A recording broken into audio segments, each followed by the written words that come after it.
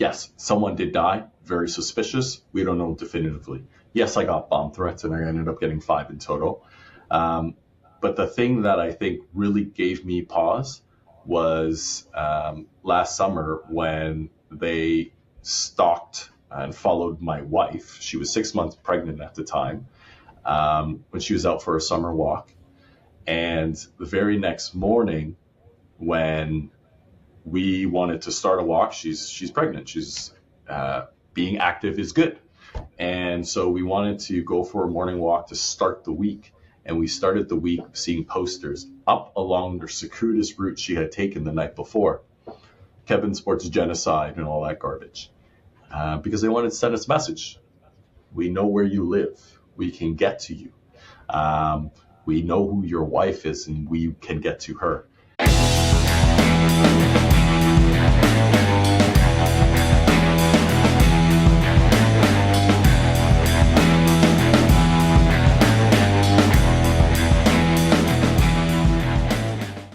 Kevin Vuong, thanks for talking to me today, man. It's good to see you. Yeah, it's good to see you. Yeah, well, I've been talking I do an episode with Sam Cooper every few weeks, and your name has come up in conversation a number of times, and I've been wanting to talk to you for a while. I wanted to approach it from the right angle, and I feel as Canada appears to be ramping up and moving toward an election, your story is an important one right now so that people understand not just the way that foreign interference and foreign influence attempted to ruin your career as a politician, but how much influence it has in our country overall. So, Kevin, for people who are unfamiliar with your story, can you give a little bit of your background, where you're from, and your history in politics? Sure. So my parents were actually refugees. They were boat people that were welcomed to this country in the early 80s. They spent 2 years in a refugee camp in Thailand waiting their turn. I know that's a foreign concept nowadays, that people just try to skip the line with these false claims of asylum. My parents actually honored the rules, and the compassion of Canadians allowed them to start again new in this country. And I was lucky enough to be born and raised here in Canada, born in Toronto. And when my parents saved up enough, we moved out into the suburbs. And so my parents always raised me with a few important lessons. One, the dangers of a radical ideology like communism, which they lost their country to. They were from South Vietnam. My late uncle was actually in the South Vietnamese Rangers. He fought the Viet Cong, and that importance of service and giving back to the country that gave my parents and our family everything. That was really my initial motivation for why I volunteered to join the Naval Reserve, where I've now proudly served 10 and a half years actually. And I had my career in business. I was an entrepreneur. I think that's a story of a lot of immigrants. And we are not people who want a handout. If anything, we just want the opportunity so that we can work hard and earn our own way. And that was kind of my family story. That was my story. I was an entrepreneur before I was elected. And in 2021, I was asked by the Liberals to run.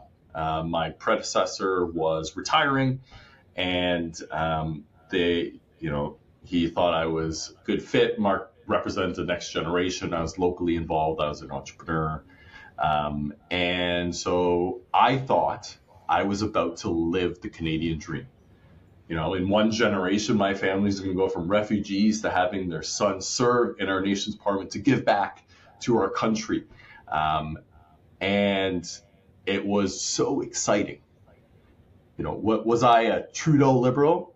Not entirely, but I was also, I had never held a federal party membership before. And so I was just kind of like your average Canadian. And the way I understood politics was like, okay, well, parties are supposed to be like a marketplace, a forum where everyone comes together, shares different ideas. Am I a Trudeau liberal? No. But hey, there are perspectives that I think they're missing. And my understanding of how politics works, naively, was, well, as an entrepreneur, we saw during the pandemic that that's a perspective they clearly are missing. The programs they put together support small business, were, let's just say, unsuccessful. And I felt like my perspective as a reservist was also something that I could contribute positively. And well, it wasn't meant to be, because 4 days before the general election, I'll never forget this, September 16th, 2021, a false allegation against me. Back in my 20s, I was falsely accused of sexual assault. And it was awful. It was the height of the Me Too movement. And I'm happy to unpack kind of that whole experience and what that's like. But in 2021, what's most important is it just somehow resurfaces. Just a coincidence, I'm sure, before the general election. And to make a long story short, the Liberals revoked my membership. And they said, if you get elected, you will not sit as a Liberal, you will sit as an independent. And, by this time, the riding that I was running in, I had called home for over a decade. People knew me. I mean, I was local. I chaired the local resident association, and I was president of my condo board. I was just involved, it's your neighborhood. You want to make things better. Sidewalks, dead trees, that kind of stuff. You just, it's your home. So people knew who I was, and I still was elected. And I sat as an independent from 2021 till April of 2025. I didn't run again. First and foremost, I'm a new dad. My daughter just turned 1 a few days ago, and congratulations, man. Thank you. The greatest blessing. People, you always hear parents say that, but you don't truly understand it until you have a child of your own. And I can always run again. I'm in my 30s, but my daughter will only have one childhood, and that's what's most important to me. Beautiful, man. So, yeah, as a dad myself, I concur. Yeah, it changes your trajectory in life. It changes everything, your perspective, everything. So, I want to talk about 2019, and we don't have to go into the gory details, but this is an interesting moment in your life because you're a military guy. You're a son of immigrants who escaped communism, came to Canada, built a life. I mean, you're not a guy who's, on paper out there breaking laws and living with reckless abandon, right? You're trying to live up to a standard that your parents are holding you to. You're serving in the military. At the time in 2019, you are also a rising star on the political scene, right? And so let's talk about what happened. Kevin, can you walk us through? Yeah, sure thing. So the woman who would later falsely accuse me of sexual assault in 2019, I actually had met just weeks after my first unsuccessful run in politics. I was a local guy, and I was encouraged and ultimately drafted to run for city council. We don't have to get into the details of how city council was cut in half by Premier Doug Ford. But I think what's important is I ran in October 22nd, 2018. That was the municipal election date. I was unsuccessful. And just weeks later, I met the woman who would later falsely accuse me of sexual assault. Was that a coincidence? It's possible. Other people have suggested it's not. Because what was clear was, I think we had to run a really professional campaign. I lost by factors completely out of my control. And I was told, that campaign really signaled to people in this space that, I'm, in your words, a rising star. I'm not sure I'd use that, but it's very kind of you. And so we were dating. Listen, one of the things I worked really hard throughout my 20s. And I was like, one of the things I learned really early on is, life is made so much sweeter when you have someone to share it with. And so I did what, kids were doing. We're on our dating apps. And, I think people appreciate now today more than back then how that can really be exploited by bad actors. But hey, I meet a person, we're dating for a few months, and it flames out. And I was like, okay, that's normal, and dating other people, whatever. In April of 2019, end of March of 2019, I bump into her again in what I thought was a random encounter, although some people suggested not so random. She knew where I lived. She knew the route I took home. And to make a long story short, we make plans to hang out again in early April. April 8th, burned into my memory. I'm invited over. Okay, she invites me over. Essentially, as the kids say, it's a Netflix and chill. And now it's important to put context here. I know a lot of your listeners are from the US. Toronto in April, most years, is still winter. It's freaking cold. I'm invited over. I'm buzzed up to her condo. We're watching a movie. We get tired. We fall asleep. We fall asleep cuddling. Okay. And in the middle of the night, like past midnight, it's completely dark. It is winter. She stirs and wakes up and checks her phone, which obviously wakes me up because we're cuddling. And she reads her phone and she says to me, her friend needs her. And I was like, oh, okay, what does that mean? It's winter. It's the middle of the night. And she's essentially what she says is like, she needs to go and see her friend. I was like, hey, who am I to judge? Maybe they're really close, right? And so I asked her, would you like me to go with you? It's the middle of the night, it's winter. And she's like, no. I was like, okay.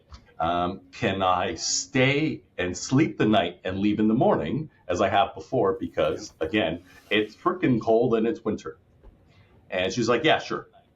So she leaves, I fall asleep. And the next thing I know, I'm being woken up by a strange woman, not her, that I had never met before. And they're like, you need to leave. And I was like, okay. So that person steps out so that I can get dressed. I tried calling the person whose condo bed I'm sleeping in. Nothing. I get dressed. I leave. I call a Lyft, not an Uber, a Lyft. I remember it. And I go home and go to sleep. When I wake up in the morning, this is now, I guess, April 9th, there are 2 voicemails from Toronto police saying I have been accused of sexual assault. I'm like, oh my God, what? And what do I do? Because my only interaction with law enforcement to that date has been to thank them for their service, as corny that is on the street. So I call my best friend. He's like, man, you need a criminal defense lawyer. I was like, okay. And write down everything you can remember. I don't even know where to get a criminal defense lawyer. Do I go and Google it? So I call another friend who's like, hey, I know someone. Call that person. They arranged with Toronto police for me to surrender myself the very next morning and to be booked. And that is when I learned that despite being taught that our system is innocent until proven guilty, that, natural law means you talk to both sides, police investigate, that in fact, that is not how it plays out. And perhaps because it was 2019, it's the height of the Me Too movement. I'm a semi-public figure by this point. I had run for city council. I'm on the radio regularly. One of the Toronto, actually probably the country's top talk radio stations. I'm in the military. I guess they want to nail me to the wall. And so I get to the police station and there's no interview or investigation or anything on my side of the story. I'm just booked. I'm just charged. I'm put in cuffs. I'm put downstairs and, they go through that process. I do remember distinctly the police officer the arresting officer who did that was very apologetic. And I was like, okay, well, again, I'm completely new to this process, never had any interaction with the law before. I was like, okay, well, there's a process here. And long story short, from April till November of 2019, the criminal defense lawyer does his thing. And the female Crown prosecutor in November recommends to the female justice that it is not in the public interest to pursue this charge, and they completely withdraw everything without conditions. I emphasize her words because lawyers are very specific. They didn't say there's no reasonable prospect of conviction, which is very different. They said it's not in the public interest to pursue. How could it not be in the public interest to pursue such a serious charge of sexual assault? Which, by the way, is a whole spectrum. There's the absolute horrific stuff And then there is the touching someone wrong, which I was falsely accused of. And we fell asleep touching. So it is, I just thought, hey, whatever. Maybe this is an individual that needs help. The system did its thing. It was awful.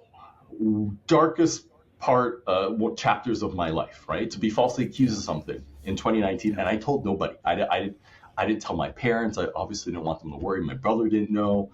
Outside of those two people who I called at the beginning of this awful chapter, and obviously the police and within the criminal justice system, that was it.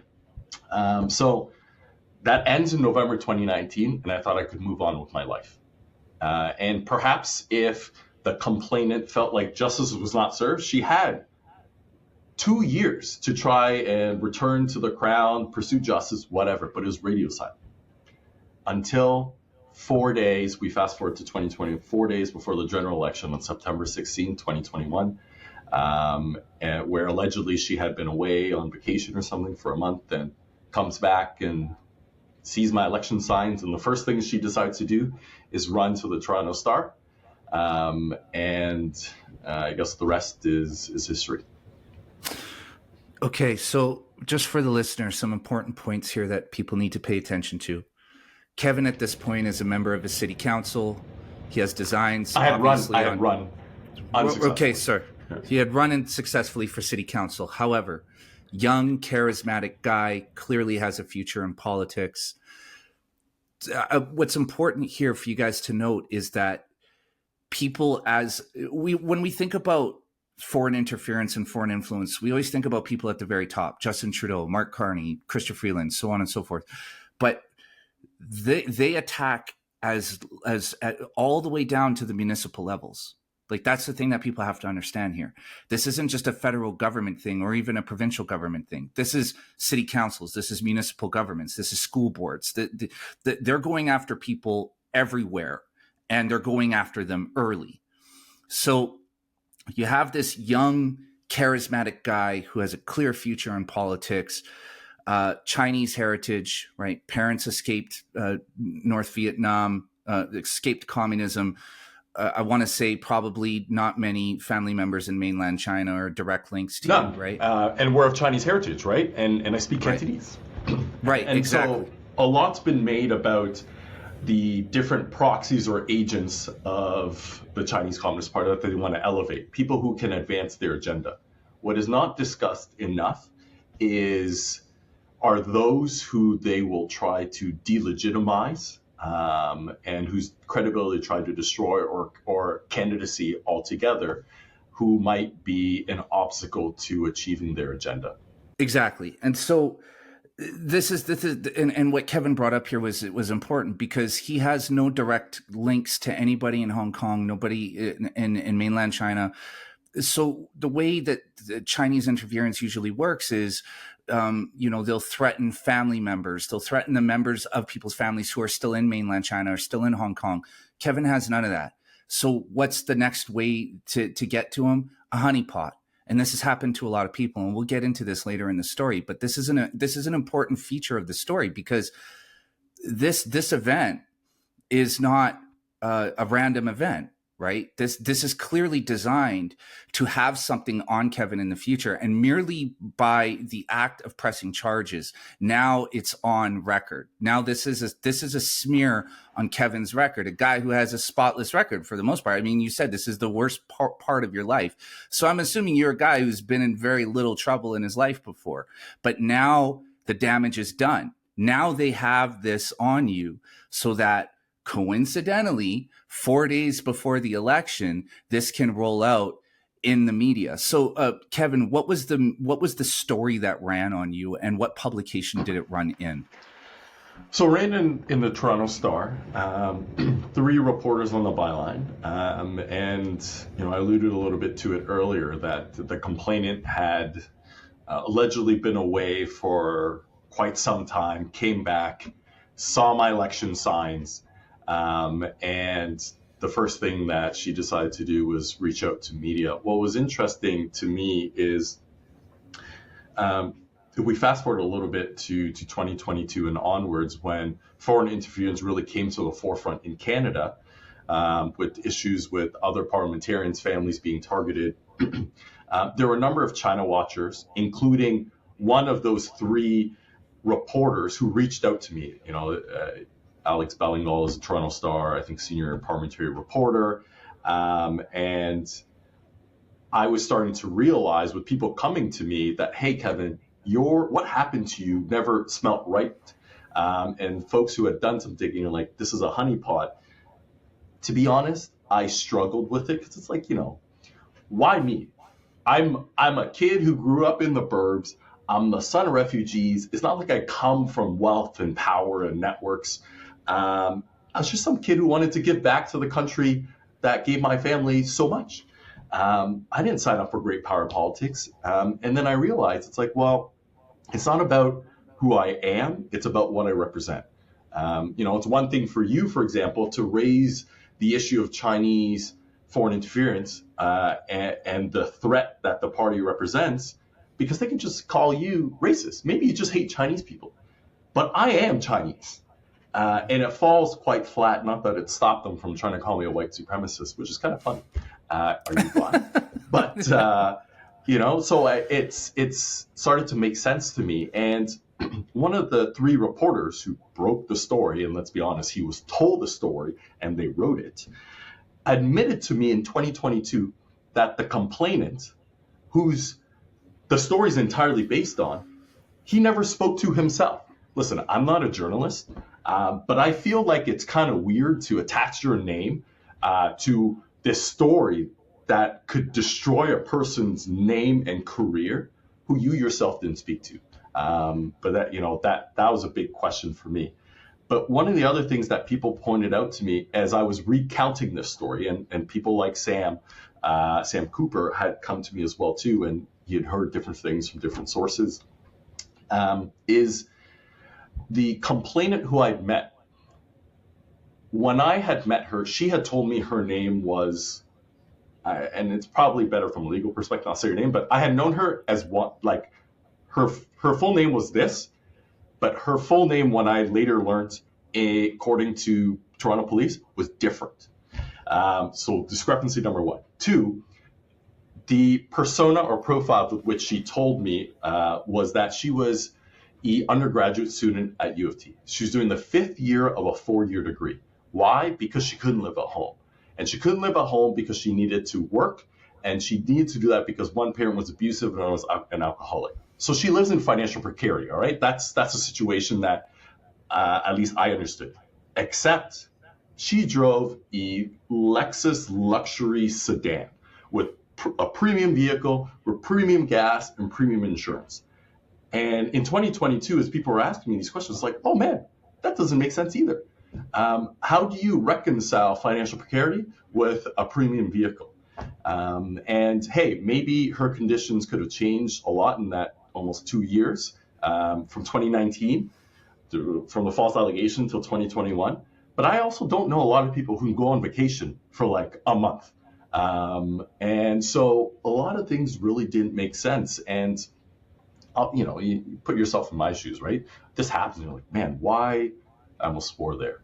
And I don't know if this is a swearing. No, go ahead. I was like, what the fuck? Why did this happen to me? And was she, a troubled individual? Or was there something else here?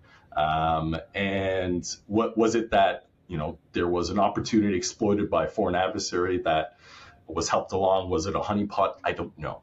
But it started to make a lot more sense in 2022.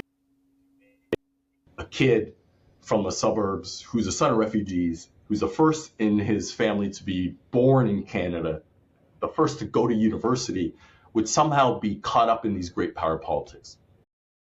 And we're back. A little bit of technical difficulties. All right. So, Kevin, as I was asking, were you ever able to draw a connection between this young woman and any United Front Work Department agents or, anybody active in Canada working on China's behalf? I'm trying to think about what I can share. So let me share a few things. Um, there were a number of people on the file. I think we talked about this with Sam Cooper, so I think I can share this.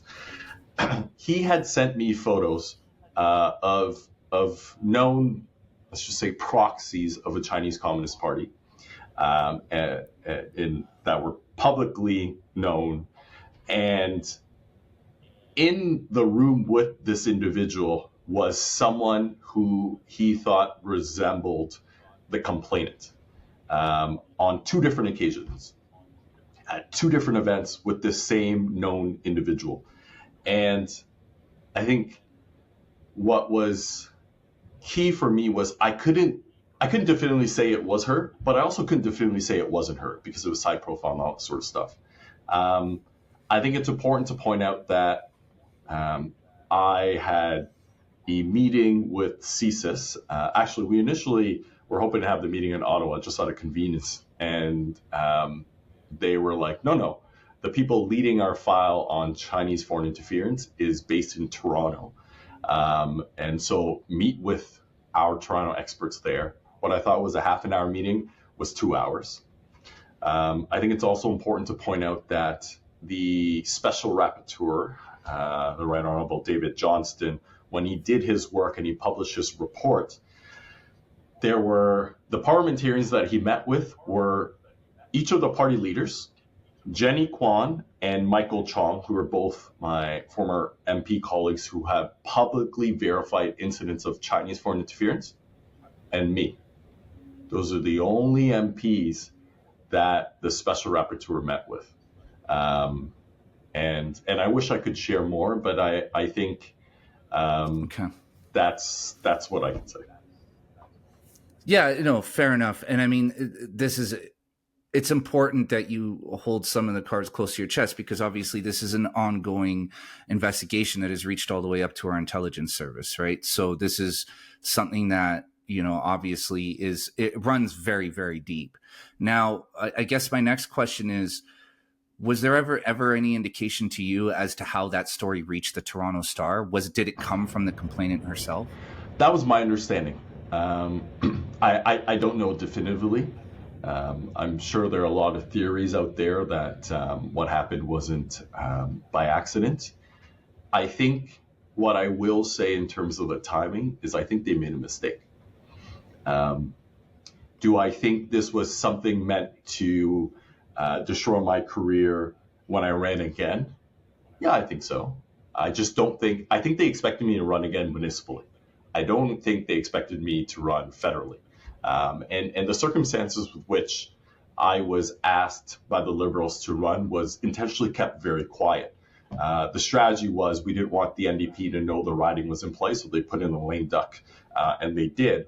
That also meant within the Liberal Party, remember, every party has different factions, a very small circle of people knew that I was to be the candidate in that riding. And there was about a week between when, actually, coincidentally, also the Toronto Star wrote that I was the rising star to be the candidate there, and between me actually being formally acclaimed, there are reports that I'm told someone, a mutual friend of ours, will publish in a forthcoming book, although I wish he published it sooner, is that there were some forces within the Liberal Party that have been named in different allegations who tried very hard to stop my candidacy.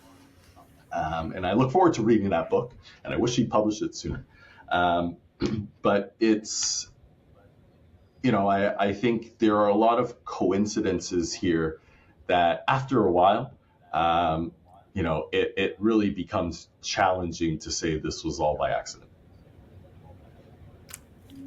Totally. And it's, look, the Toronto Star, for American listeners, is a very left-wing publication, very far left, I would say, as far left as, way out there. And to me, that resonates with me, because it seems like that it would be the perfect publication for a story like this one, where they're depending more on narrative than they are on background or actual facts. To a lot of the stuff that I read in the Toronto Star Toronto Star is editorialized, to be nice about it. And this isn't a smear on the Toronto Star. I'm just stating fact as a reader, as somebody who has read their reporting. So Kevin, now we're in this scenario where this story has ran and you are in a position where you're on the defensive. What comes after that? What happens with your status within the Liberal Party? So my membership was revoked, but they made a mistake for waiting too long. What they should have done is they should have, had this story come out probably at least 2-3 weeks before the general election. And anybody in politics would know that's the ideal timing. We're back. We lost the signal again. Something out there somewhere does not want this conversation to happen. Okay, Kevin, take it from the top again. Tell us about the fallout from the allegations ran in the media. What comes after? So this bogus allegation magically comes out in Toronto Star 4 days before the general election. The Liberal Party tells me that they want all the details. And one of the questions too that people will have is, oh, well, you didn't disclose that's on you, Kevin. And it's like, well, do we live in a country where rule of law exists or not? Are we innocent until proven guilty? Is that a foundation of democracy or is it not? And if a charge is withdrawn, does it still exist? Do you still have something to disclose? Do you expect me to go to the rest of my life to every single job interview, be like, oh, by the way, I was completely innocent, falsely accused of sexual assault, but hey, it happened, right? There's a reason why any job application, for example, asks it's not if you've been charged, it's have you been convicted? And so that was my position on it. Take it for, if you disagree, but that was my view. But not only that, but sorry, not to cut you off, but it's also incredibly embarrassing. Like, that's the other thing, just on a human level, right? You're in a situation, you're caught in a situation that you did nothing wrong. You ended up being put in cuffs. It's sexual in nature. Really, at the end of the day, you weren't convicted. So it's nobody's business but your own at this time, right? Because you're still thinking that this was just a random event, that this girl was crazy. You're never going to talk to her again. It's in the past. So that's important to note too, because it's like, yeah, you're a politician, you're running in politics, but on the same hand, you have this little thing that happened in your life that's embarrassing and something you probably don't want to talk to most people about. You didn't even talk to your mom and your brother about.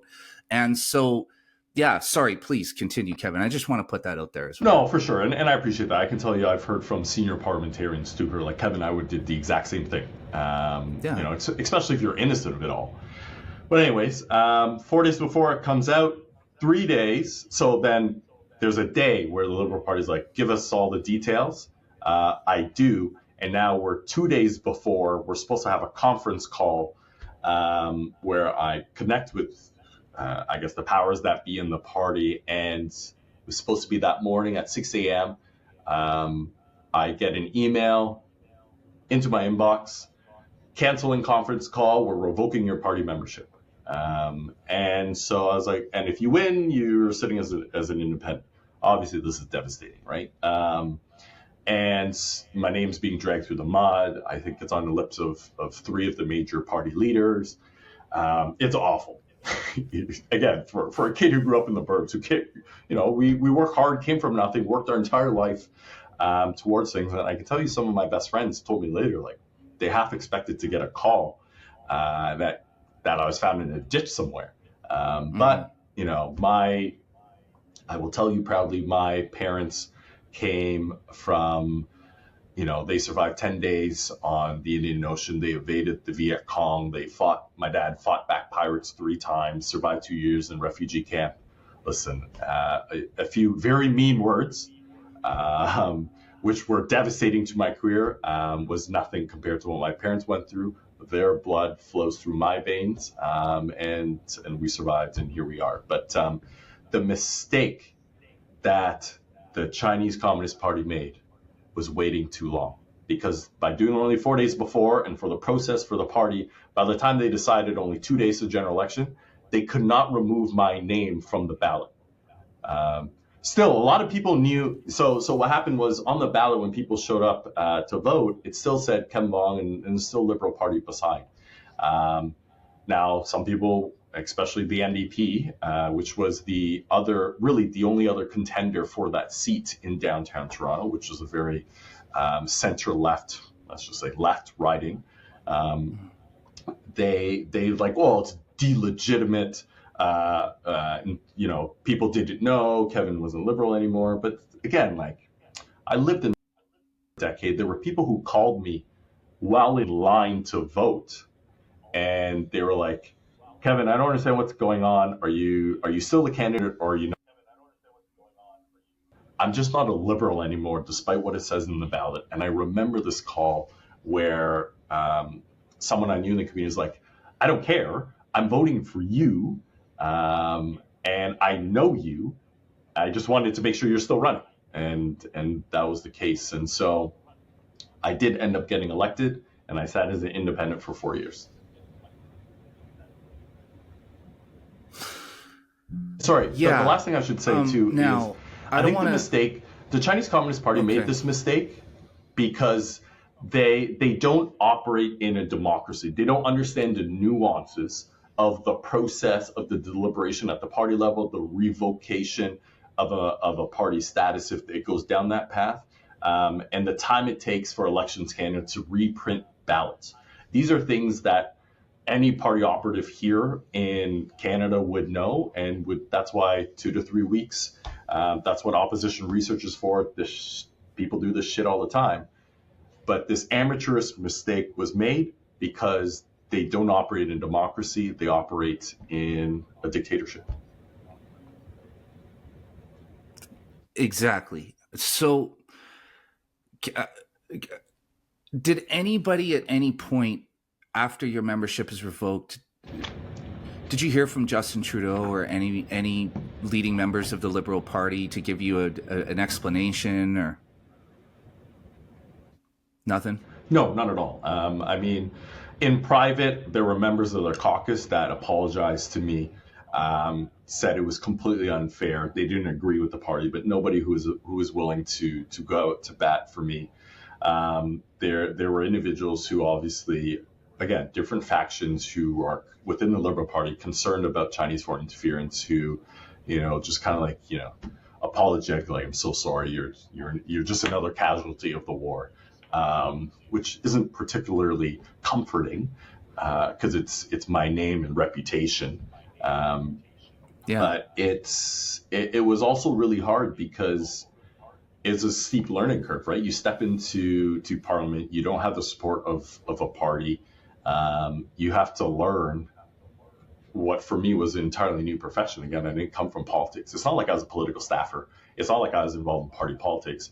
I was a guy who kind of cut my teeth in adding value in the real world as an entrepreneur and I guess a job creator, but not as in this political space at all. Well, yeah, and I mean, in this situation, look, you're being treated like a fucking pariah.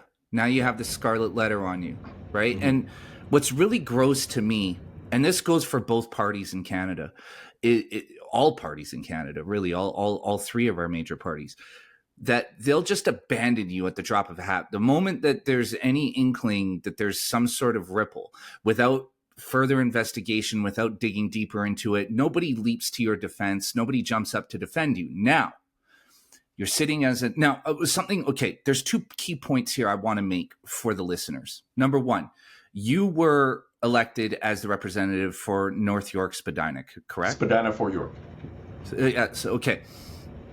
Now, in Ontario, Markham is a city just outside of Toronto that is very, very important to the CCP interests. As important as Richmond is in British Columbia, Richmond happens to be my hometown. Okay? Control over Toronto is as important to these people as control over Vancouver. Okay? So this is why Kevin, who had been vocal about foreign interference, who had expressed concerns about it, this is why this story ends up in the Toronto Star and runs, because they cannot risk having somebody like Kevin that they cannot control inside of Canada's parliament. Now, another important point I want to make to people, the accuser, the person who accused Kevin of these crimes, may be a victim as well. It's important not to villainize this person, because in a lot of circumstances, young women like her who come from a kind of sordid background, maybe not a lot of money, can be used and exploited for these purposes by these people. So I don't know her. I don't know what her motivations or her intentions were, but it is entirely possible that this girl is as much a victim of this as Kevin. And you guys have to understand this, is she gets approached, say, by somebody from some community organization and says, hey, listen, we know you're in trouble. We know your credit card bills are high.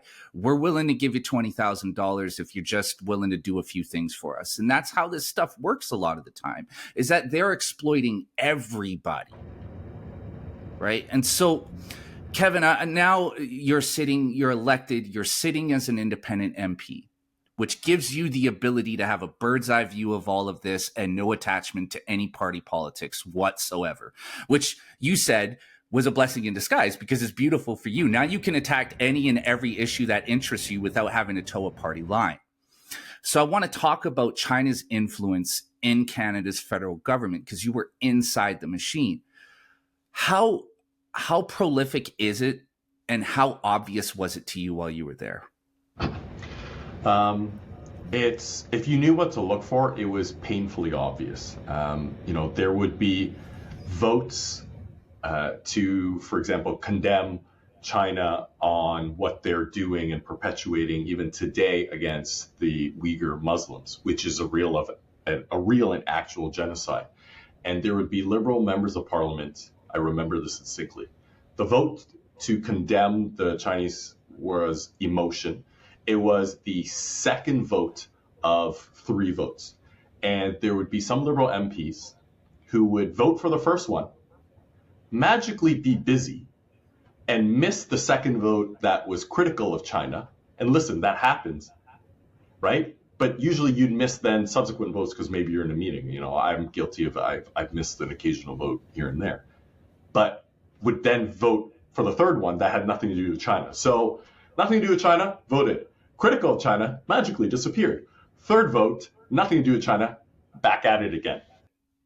Especially now where in Canada Commons you can vote virtually, there really is no excuse to miss a vote unless you're out of the country. And so, or busy in the meetings, stuff like that. The other thing that I should add too is Spadina Fort York that I represented was a district in the US, or what we call a riding in Canada, is home to Toronto's Chinatown. 1 in 7 of my constituents, like me, were of Chinese heritage. And so it is immensely symbolic. It's also home to some very prominent, some of our top tech and innovation. And so I think my riding was definitely a priority target.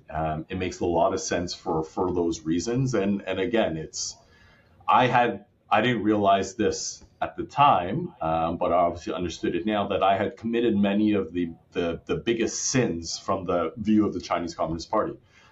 Before I was elected, I was already vocal about supporting Taiwan, supporting Hong Kong's democratic institutions.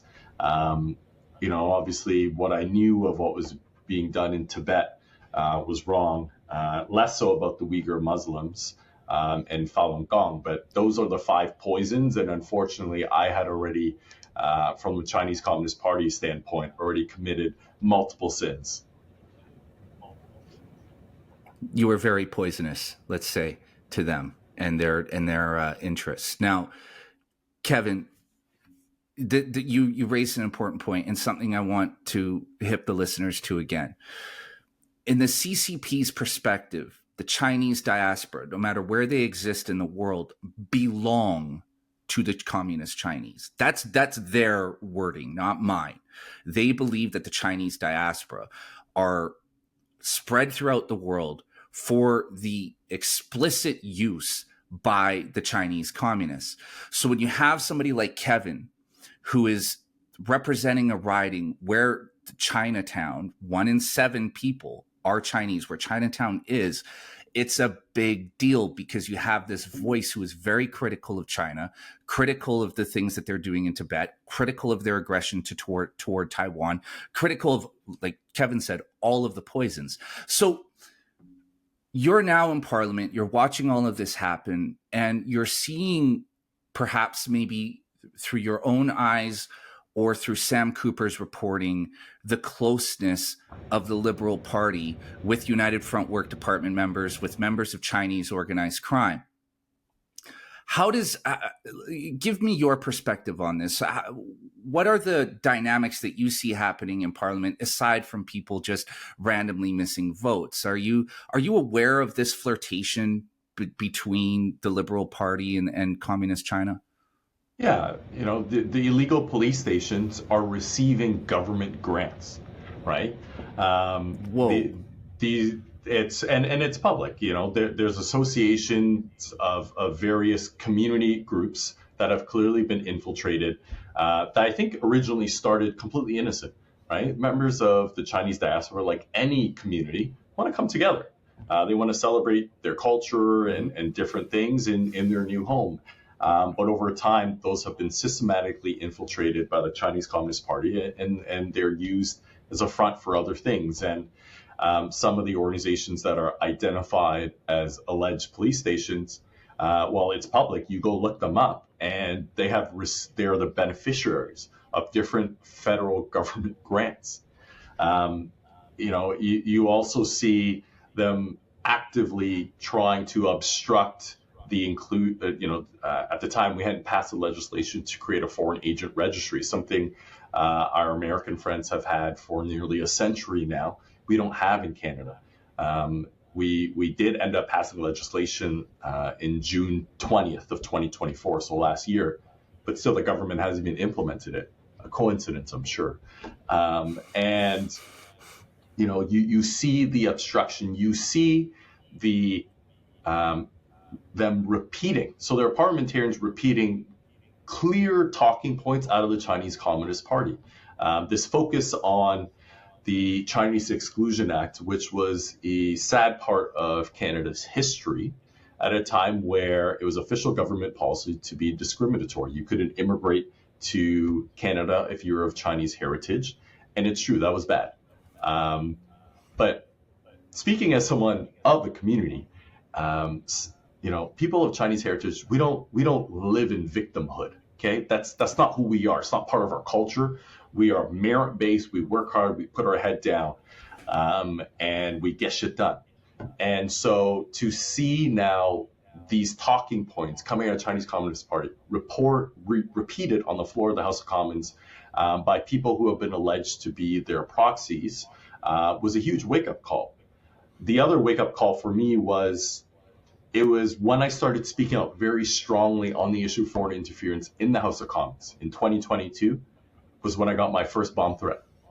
And it's very scary when you get a bomb threat. In this case, it was a threat against my home, my office, both on Parliament Hill, and my constituency office in Toronto. We ended up getting 5 in total, although, I should say, after you've had one, what's 5, right? But initially, the whole point is to try to intimidate you, to shut you up, and so that you self-censor. But for me, it was just validation that, I was right over the target, and I got to keep doing what I'm doing and fight for Canadian sovereignty and the very values that my family, my parents, lost in South Vietnam, in which they taught me not only are so precious here in Canada, but that there's something that we have to continue to fight for.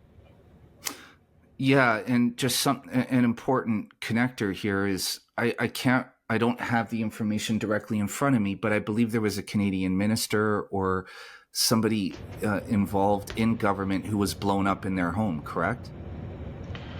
So there was a former provincial health minister, David Kaplan was his name. After provincial politics changed here in Ontario, our province or state, he was going to run. He was seeking the federal Liberal nomination for Don Valley North. And coincidentally, a few weeks before they were supposed to have that nomination meeting to elect who would be the Liberal standard bearer, he died in a fire or an explosion of some sort in his home.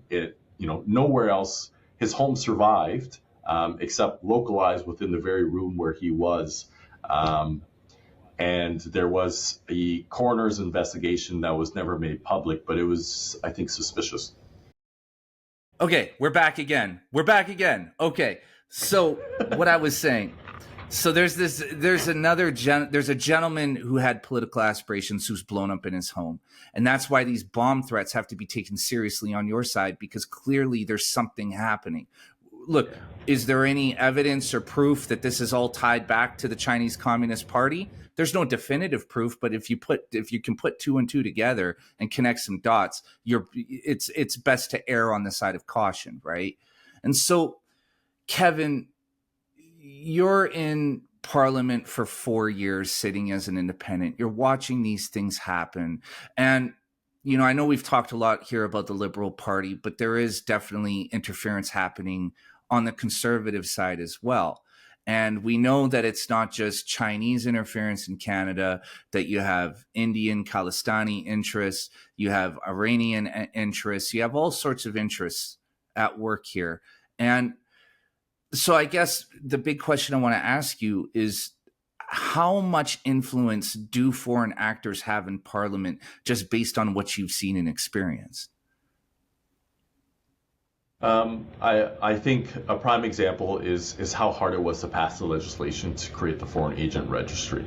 I think this, like you rightfully say, it is something that infects all parties, and it's this unholy alliance between the Chinese Communist Party, but also the IRGC, so that's the Islamic Revolutionary Guard Corps.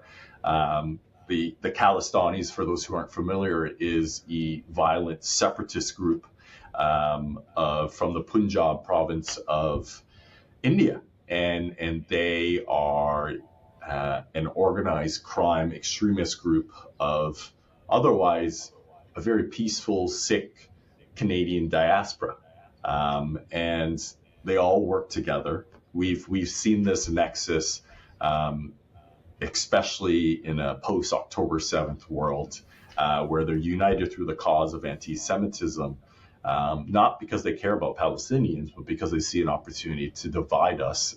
And if we're too busy fighting ourselves, that means they can go and do whatever it is that they want to do around the world. And it's I just want to add one thing that I think really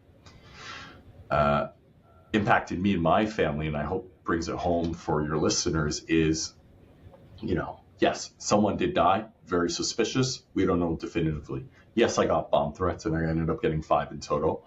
But the thing that I think really gave me pause was last summer when they stalked and followed my wife. She was 6 months pregnant at the time, when she was out for a summer walk.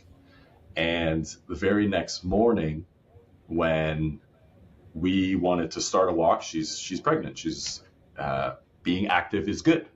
And so we wanted to go for a morning walk to start the week. And we started the week seeing posters up along the circuitous route she had taken the night before. Kevin supports genocide and all that garbage. Because they wanted to send us a message. We know where you live. We can get to you. We know who your wife is, and we can get to her. And that morning, we were like, hey, well, shit, we're already up and out. Let's take down these stupid posters.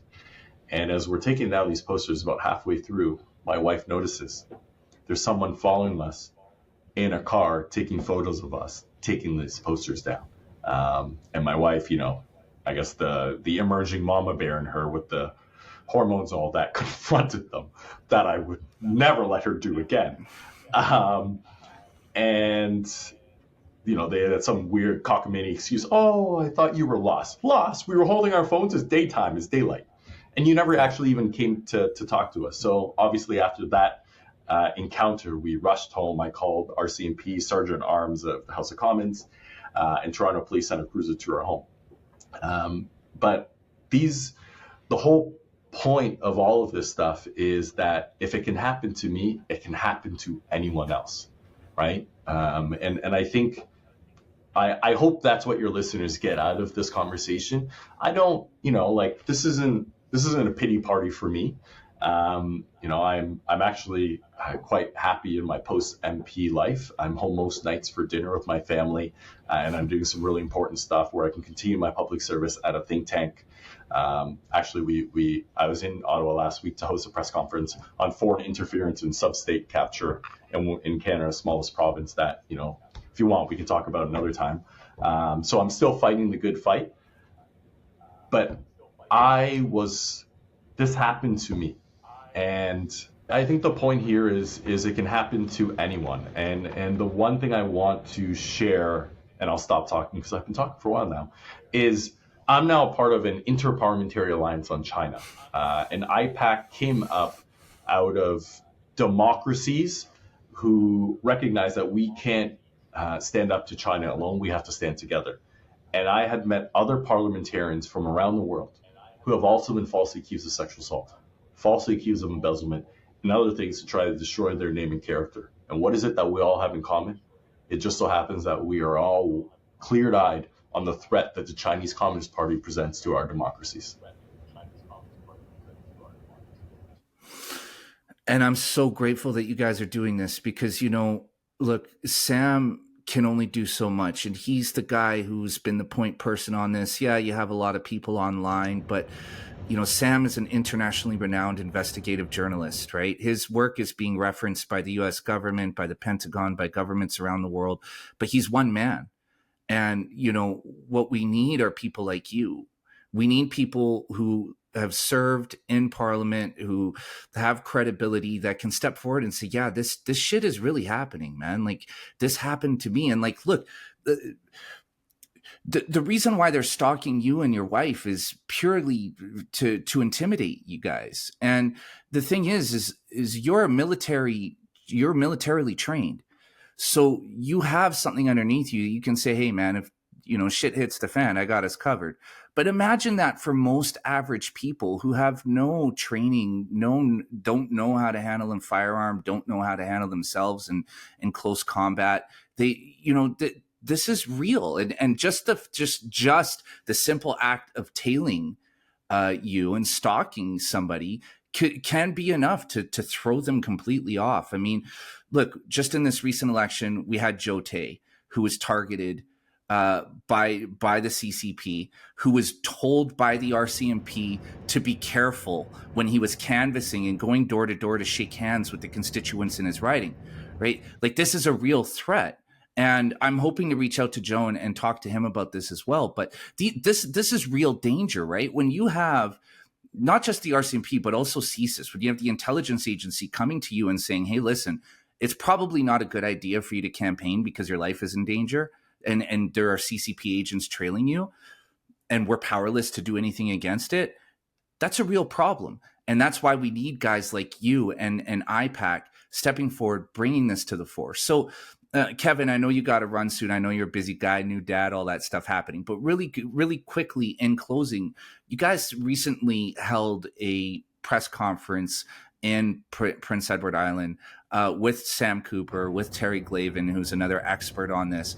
Can you just give a basic overview on what's happening there? And for our listeners, before Kevin begins, Prince Edward Island is a very tiny province in Canada, way out in Atlantic Canada, but it is important because, as I have spoken to Steve Robinson about, the northeastern United States has been infiltrated by China. And you saw recently the story on Katie Holchel. Is it Katie or Kathy? I always screw it up. But her office was infiltrated by a Chinese agent by the name of Linda Sun. Currently in Maine, you have Chinese organized crime everywhere, and they're coming up and down with Massachusetts and New York plates. Prince Edward Island is a skip across from the Atlantic, North Atlantic seaboard in the United States. So this is how this all connects. Although Prince Edward Island is this tiny place that you've probably never been to, it is important because it connects. So with that said, Kevin, can you just give us a breakdown, a really quick one, of what's going on in Prince Edward Island and the reason for the press conference? Yeah, former RCMP superintendent and national director of their Proceeds of Crime, which is like a money laundering unit, did an investigation with a former CSIS, so this is our intelligence agency, the former Asia Pacific desk chief for CSIS. And what they found was there is a Buddhist group that has alleged ties to the Chinese Communist Party. Somehow, a group, where Buddhism is supposed to have sworn off the luxuries of life and is supposed to live humbly, somehow Buddhist groups have accumulated $500 million in assets on this small and tiny island, where property ownership is limited because, well, they're an island. There's only so much. Somehow they've also accumulated vast tracts of farmland, as well as properties and homes where there's a housing shortage. And so I helped to host a press conference last week in Ottawa, in West Block, actually, which is where the House of Commons is here in Canada, for them to reveal their findings. And what they're calling for is a federal public inquiry, because unfortunately there are far too many people in the provincial government there of successive Liberal and Conservatives that are implicated. For the last 7 years now, anyone who lived on the island who raised concerns were falsely accused of being racist. Oh, you're anti-Chinese. There's a playbook here. And even before that, when people were raising concerns, there's supposed to be an independent agency on the island that is supposed to regulate all that stuff in terms of enforcing the laws around land ownership. And there was allegedly investigation done and a report in 2018. Now, they didn't release the report. For what reason? Don't know. But essentially, people were told islanders, listen, the report was done. We looked into it. It's fine. There's nothing. Well, the day after our press conference, so we had it last week on Wednesday, on Thursday, it was revealed that this report that successive governments have putting back to for the last 7 years to say, don't worry about it, nothing's happening, doesn't even exist. There's no report. And so what we're calling for is a federal public inquiry, because you can't have it done provincially. It's a conflict of interest. And what's important for is Prince Edward Island's capital, Charlottetown. Charlottetown is the birthplace of Canadian Confederation. It's where this country was born. It's immensely symbolic, and not only for the sake of the islanders, but for all Canadians.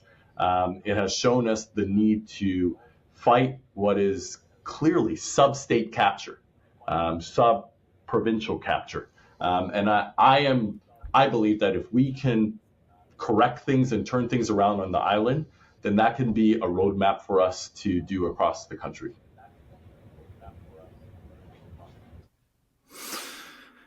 Man, Kevin, I know you're enjoying dad life right now, and I know you're enjoying being with your family, but I really hope you run again in the future, man. We need some good guys in this country. It feels like we are running out of good people. And, I feel like there's an entirely separate conversation in this for us. And Kevin, I would love to have you back in the future, because it just feels like so much of our institutions are under control by an outside sinister power that seems to have this strange ability to get into every corner of Canadian life. And Kevin, man, thank you so much for your time today. Thank you for telling your story. Thank you for everything that you've done. I mean, you've served our country both as a military man and as in politics. And I think I speak on behalf of a lot of people when I say I really hope you run again in the future. I really do. and you know, I'll ship busloads of people in from wherever I have to make sure we get you in there, man. Because I like there's this feeling of apathy and nihilism in our country right now, and we need to figure out a way to get out of this situation that we're in, and it's only through people like you that's possible. So that's my long-winded way of saying thank you for your time, man. I really, really appreciate you coming on and telling your story. Listen, I look forward to our next conversation. So Kevin, yep. Yeah, no, please keep going. Please keep going, Kevin. No, and I was just gonna say, I'll make sure the connection. I don't know what the fuck was happening this last hour, but I'll make sure I'm somewhere with a hard line. Here's what I will say. There are only two guests that this has ever happened with. You and Robert Malone. You are the only two guests that this has ever happened with. And I don't think it's a coincidence, because I talked to Robert offline about it, and he told me that whenever he is conducting interviews or being on discussing anything to do with sensitive subjects, his internet gets kicked offline. So that's okay. We'll stitch this together. Sorry, guys. We had a number of disturbances. Who knows what's going on or where they're from? But Kevin, before we go, can you tell everybody where they can find you? Oh, sure. Kevin Vuong, spelled V-U-O-N-G. That's the Vietnamese way of spelling what should be Wong, but my dad was too lazy to change it when he came to Canada. I'm just at Kevin Vuong XMP, because I'm former. And that handle is the same across all of the major platforms, you know, Facebook, Instagram, X/Twitter, heck, LinkedIn too. And, you know, I hope you will join us in the fight for our democracy and standing up to our foreign adversaries, because Canada and the free world is worth fighting for. I couldn't agree more, man. Kevin, I really mean it when I say I hope the XMP thing, the X, goes in a not so distant future, man. We need you, brother. We need you. And like, it's yeah, man, it is really alarming what has become of our country. And in a lot of ways, this podcast only exists because I want to bring people like you on and amplify our voices so that some way we can hopefully save it. But for now, Kevin, thank you so much for your time today, man. And we'll talk again soon. Great.